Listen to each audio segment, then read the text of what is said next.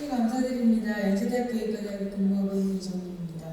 제가 이 같은 주제로 2017년부터 강의를 계속 해왔고 이번이 5번째입니다. 지난번은 제가 개인적인 사정으로 다른 선생님께서 강의를 하셨는데 주제는 제목은 같았지만 주제는 사실 조금 내용은 조금씩 변형이 있어 왔고 그래서 이번에도 지난 4번과는 다른 내용의 강의를 할 예정입니다. 제가 시험 문제를 내지 않았기 때문에 시험 공부하는 목적이 아니고 여러분의 실생활에 마취를 하는 데 있어서 좀 더 효율적이고 안전한 마취를 하기 위한 목적으로 강의를 들어주시면 정말 감사하겠습니다. 그래서 오늘은 지난 4번의 강의는 주로 이제 무엇을 타겟으로 벤틸레이션을 할 것인가, 벤틸레이션의 목적이 무엇인가에 뒀다면 오늘은 정말 그래서 그럼 벤틸레이터를 어떻게 걸 것인가에 대한 내용으로 강의를 해보도록 하겠습니다.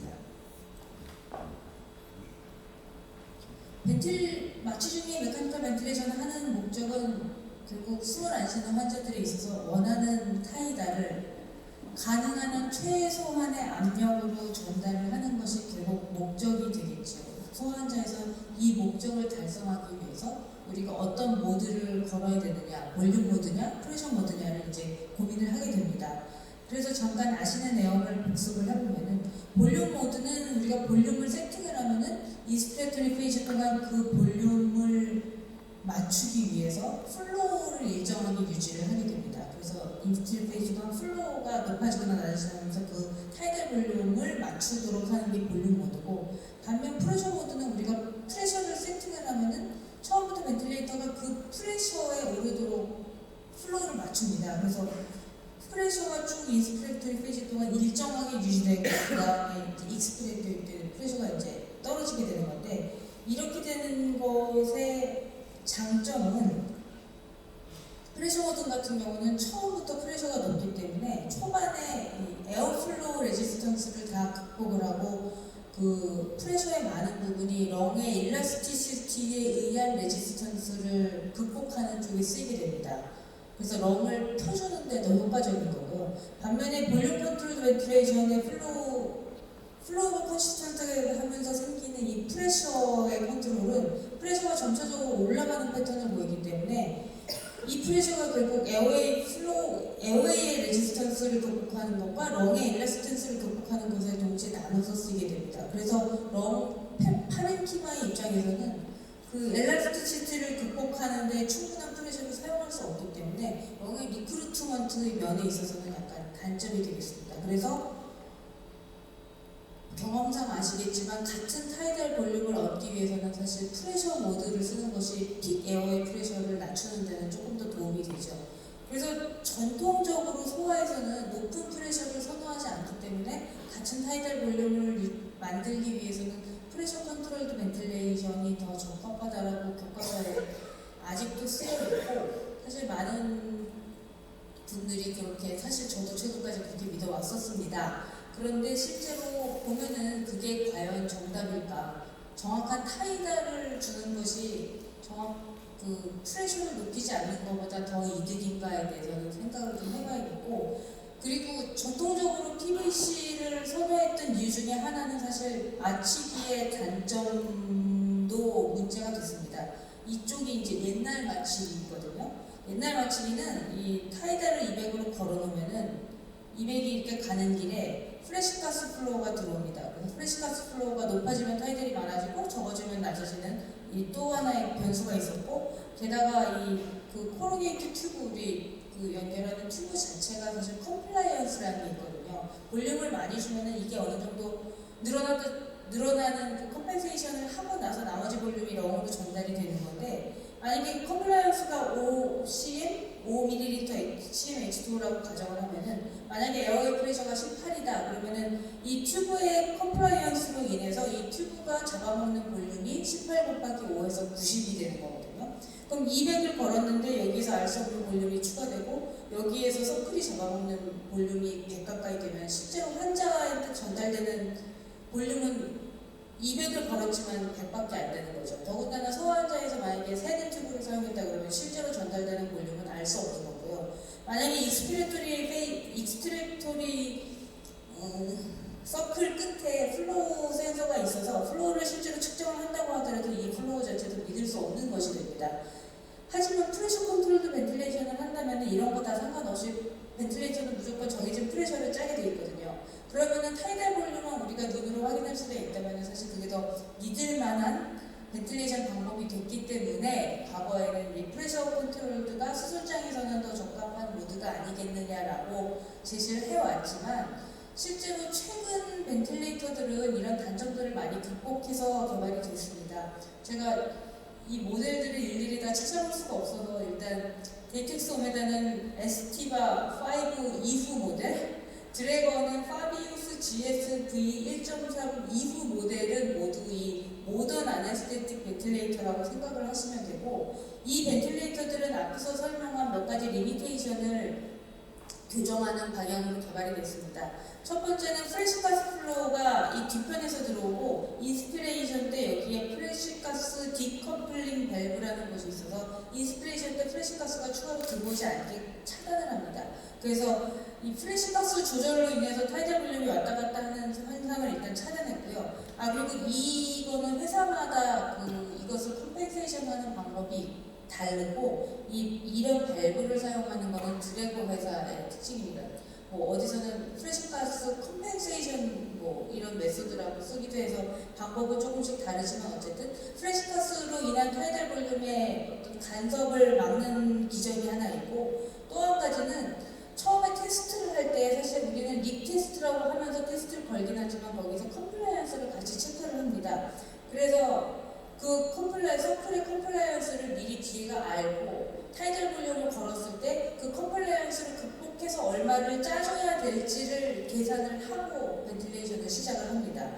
그래서 우리가 200을 타이달을 걸어놓으면 실제로 환자에게 200이 가도록 벤틸레이터가 알아서 조절을 해주는 거죠. 그래서 익스피레토리 타이달도 어느 정도 믿을 수 있는 거고 환자에게서 가는 타이달도 어느 정도는 믿을 수 있게 되었습니다. 그래서 최근 형식의 맞추기를 쓰신다면 사실 이런 단점들을 다 극복한다면 정확한 볼륨을 줄 수 있기 때문에 굳이 프레셔 컨트롤을 써야 되느냐에 한 번쯤 의문을 가져보실 만합니다.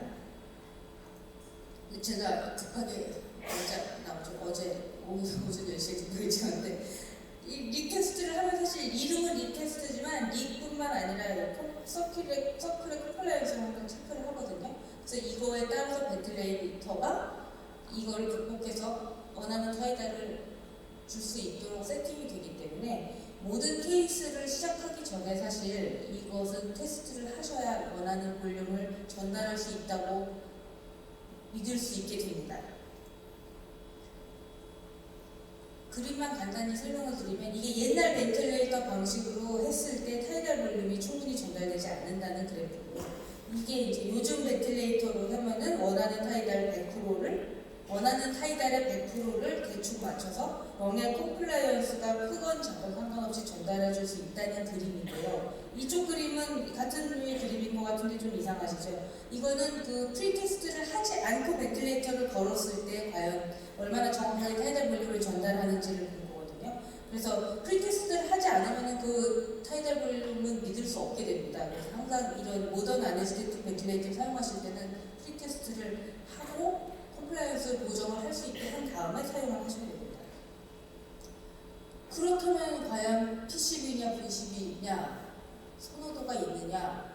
사실 생각해보면 정확한 타이달만 전달할 수 있다면 굳이 PCB를 사용해야 되는 이유가 사실 조금 감소를 하고요.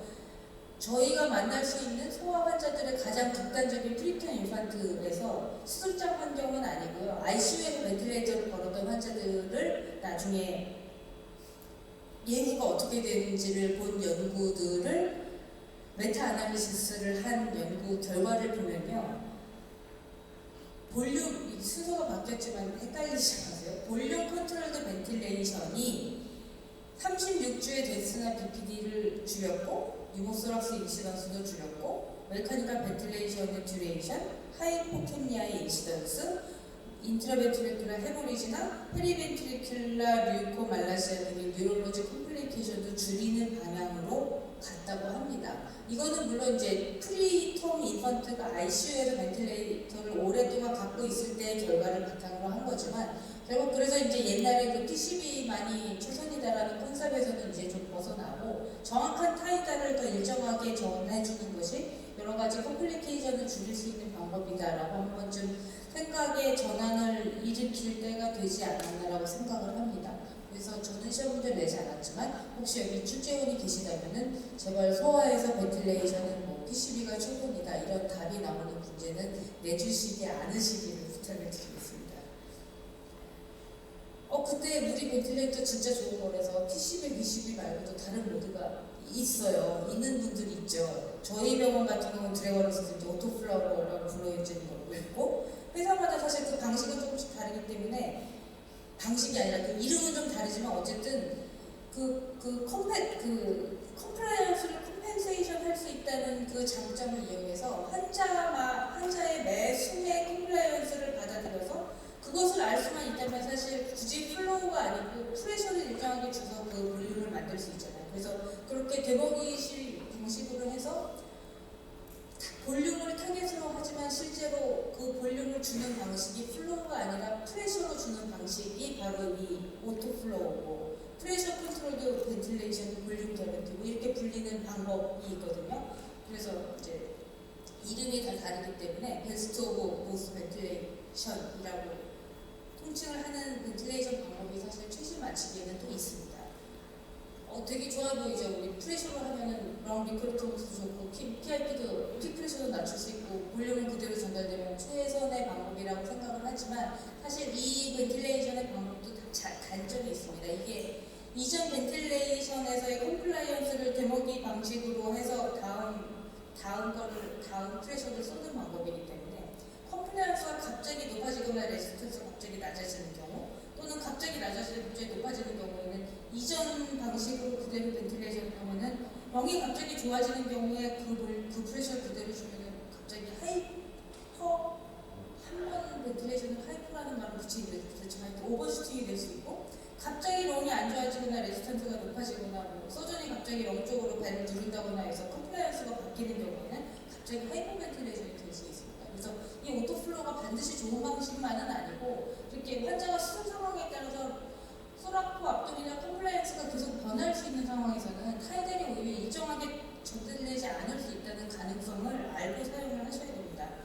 이것은 수술부양 환경은 아니고 ICU 벤틸레이터에서 이런 방식을 적용하는 것에서 테스트런의 컴플라이언스를 늘리거나 줄이거나 했을 때 어떤 방식으로 벤틸레이터는 반응하는지 봤는데 컴플라이언스가 갑자기 낮아지는 경우에는 모두가 이제 약간 언더벤트, 하이포 벤틸레이션이 되는 방향으로 됐다가 전체 부정하는 방식을 배웠고 컴플라이언스가 갑자기 높아지는 경우에는 다들 오버슈팅을 한 뒤에 점차 어댑테이션을 하는 방법으로 벤틸레이션 방법을 바꿨거든요. 근데 이쪽이 이제 인판트럼 타이달 볼륨이 28일대를 기준으로 28인 것으로 맞춰서 테스트런을 시행한 거고 이쪽이 이제 프리텀 인판트에서 타이달을 8로 걸었을 때 테스트를 시행한 거거든요. 근데 보시면은 지금 한 벤틸레이터 같은 경우는 거의 오버슈팅이 3배 이상의 타이달 볼륨이 갑자기 전달되는 이런 현상을 보이기도 했거든요. 이게 성인에서도 문제가 되겠지만 사실 렁이 안 좋은 프리텀에서는 이런 오버슈팅이 발생한다면 더 큰 문제가 될 수 있거든요. 그래서 이 오토플로우를 사용할 때 렁이 특히 안 좋을 때는 이런 컴플라이언스 변화에 따라서 오버슈팅 또는 언더슈팅이 될 수 있다는 가능성을 항상 염두에 두시고 주의 깊게 살펴보셔야 되겠습니다. 그래서 뭐 프레셔 컨트롤도 볼륨 컨트롤도 본인이 갖고 있는 벤틸레이터에 맞춰서 이제 적절한 벤틸레이션 방식을 찾았다. 그럼 그 다음에는 타이달 볼륨을 얼마나 걸 것이냐, 핍을 얼마나 걸 것이냐를 고민을 해야겠죠. 타이달 볼륨에 대해서는 사실 그렇게 많은 연구가 나와 있진 않지만 성인에서 마찬가지로 소아도 점차 렁 프로텍티브 벤틸레이션이라고 해서 타이달 볼륨은 케이지당 6에서 7mm 정도 버는 것을 대세로 하고 있습니다. 이에 대한 정확한 연구 결과는 없지만 성인에서 이미 많은 연구가 되어 있기 때문에 소아에서도 그것을 따르는 추세로 되어가고 있고 그 다음에 이제 렁 프로텍티브 벤틸레이션은 스몰 타이달 볼륨과 핍이죠. 그래서 핍을 걸어야 됩니다. 핍을 얼마로 걸 것이냐 이렇게 고민을 해야 되는데요. 2006년에 나온 스터디에 따르면은 이게 잘 보시면 베이스라인이 흡입 마취제와 정맥 마취만으로 마취를 하고 인투베이션을 한 직후 그 다음에 근육안제를 그 다음에 줬고 그 다음에 핍을 3을 건 다음에 이 세 시점에서 FRC를 측정한 연구거든요. 그림을 잘 보시면은 베이스 라인이 사실은 우리가 말하는 그런 껴있을 때의 베이스 라인과는 다릅니다. 이거 자체도 사실 어느 정도로 FI 위치가 떨어지는 상태로 봐야 되는데 어쨌든 이렇게 됐지만은 근현주를 주고 나서는 FRC가 훅 떨어지죠. 근데 핍을 3 정도 걸었더니 이게 어느 정도 베이스 라인으로 회복되는 것을 볼 수 있고 프리스쿨 칠드런에서는 그 정도가 작긴 하지만 역시 감소됐던 FRC가 핍을 통해서 회복되는 것을 볼 수 있습니다. 그래서 핍을 3 정도 걸면은 어떤 줄어들었던 FRC가 개선이 되고 그 효과는 인펀트에서 더 크다라는 것을 일단 이 연구 결과에서 확인하실 수 있고요. 이 연구는 한 3세 정도 된 하나를 대상으로 핍이 0일 때와 핍이 5일 때 한 환자에서 핍을 0으로 걸었다가 좀 이따가 5로 걸고 나서 PIP, 컴플라이언스 이런 것들을 본 연구 보시면은 핍을 거니까 당연히 PIP는 올라갈 수밖에 없죠. 근데 보시면은 PIP가 핍을 5를 걸었으면 사실 단순하게 산술 계산을 하면은 12 더하기 5는 17이 돼야 되는데 실제로 핍을 5를 걸었을 때 PIP가 그런 식으로 증가하지는 않습니다. 왜냐하면 핍이 렁에 줄어들었던 부분을 리크루트먼트하는 효과가 있기 때문에 실제로 레지스턴스를 개선을 하거든요. 그래서 실제로 PIP가 증가하고 그 플래토 프레셔가 증가하긴 했지만 그 증가가 5 이하죠. 그래서 이거는 개선이 된 걸로 볼 수가 있고요. 컴플라이언스가 좋아졌습니다. 높아지는 게 좋아지는 겁니다. 그래서 핍을 5 정도 걸었더니 괜찮아졌더라. 드라이빙 프레셔도 다들 감소하는 영향을 보여서 핍을 3세의 하나에서 5 정도 걸었더니 렁의 벤틸레이터리 메카닉스가 전체적으로 개선이 됐다라고 보여주는 연구고요. 그리고 이거는 서울대에서 2017년 발표된 논문인데 인판트를 대상으로 소노로 요새는 렁의 아틀레타시스 정도를 많이 보거든요. 그래서 핍과 리크루트먼트를 하지 않은 부분에서는 수술 끝날 때쯤 렁소노를 해봤더니 80% 가까운 환자에서 아틀레타시스가 보였지만 리크루트먼트를 하고 수술 중에 핍을 5로 걸었더니 그 인시던스가 25% 감소했더라. 25%로 감소했더라라고 보여주는 연구도 결과도 있었고요. 그리고 이게 단순히 포스트오피 때 이렇게 어떤 소노로나 관찰할 수 있는 어떤 관찰상의 포지티브 결과뿐만이 아니고 그 수술 후에 ICU에서 메카니컬 벤틸레이션으로 포스트오피 케어를 하는 카디악 서저리를 받는 어린이에서도 같은 방법으로 수술 중에 렁 리크루트먼트를 했더니 포스트오피 디세츄레이션 이벤트가 64%에서 27%로 줄었더라. 이 두 가지 결과 포스트오피 컴플리케이션과 메카니컬 벤틸레이션 듀레이션은 통계적인 차이는 없었지만 보시다시피 역시 감소하는 트렌드를 보였습니다. 그래서 이렇게 핍을 적절히 거는 것이 포스트오피 컴플리케이션 전체적으로 줄이는 데도 효과가 있다고 결과를 발표했습니다. 그럼 3도 괜찮은 것 같고 5도 괜찮은 것 같은데 3과 5과는 차이가 없을까요? 3과 5를 직접 비교한 연구는 없지만 이 연구에서 2와 5를 비교를 했습니다.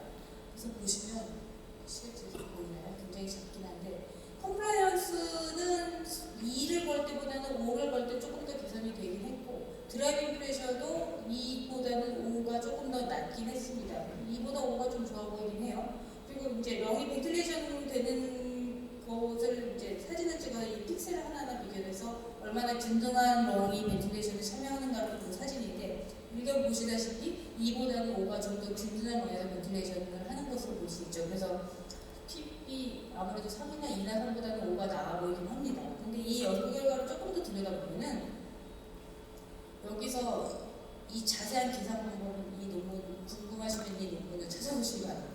여기서 호리젠탈이 이제 렁이 핍을 거는 이유가 렁이 펴졌다 쪼그라졌다 펴졌다 쪼그라졌다 하는 그거를 막기 위해서 거는 거잖아요. 그러니까 이런 인트라타이달 디크루트먼트가 되면 안 되는 거거든요.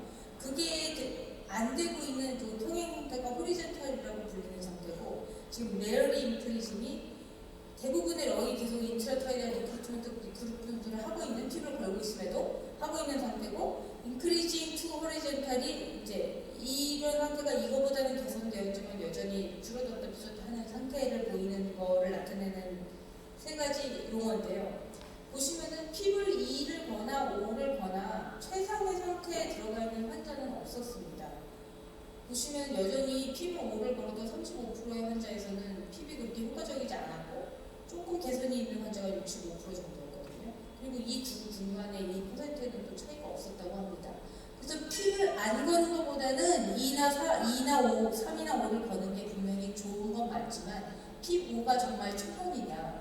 즉, 이 부분은 사실 오버익스텐전을 보는 결과인데 오버익스텐전이 하나도 되지 않은 걸로 보는 뭐 그렇게 나쁜 핍은 아니지만 이게 최선의 핍인지에 대해서는 사실 좀 더 연구가 필요하고 제가 아마 내년쯤엔 지금 369 핍으로 연구를 하고 있는 결과를 발표를 해서 말씀을 드릴 수 있을지도 모르겠습니다.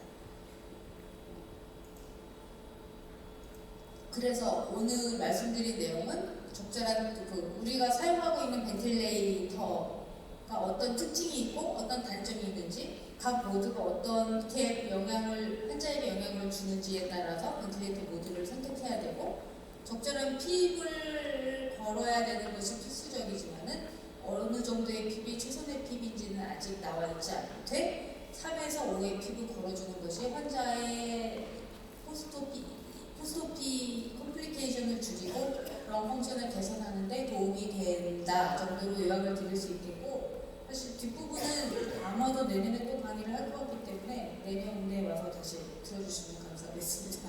감사합니다. 네.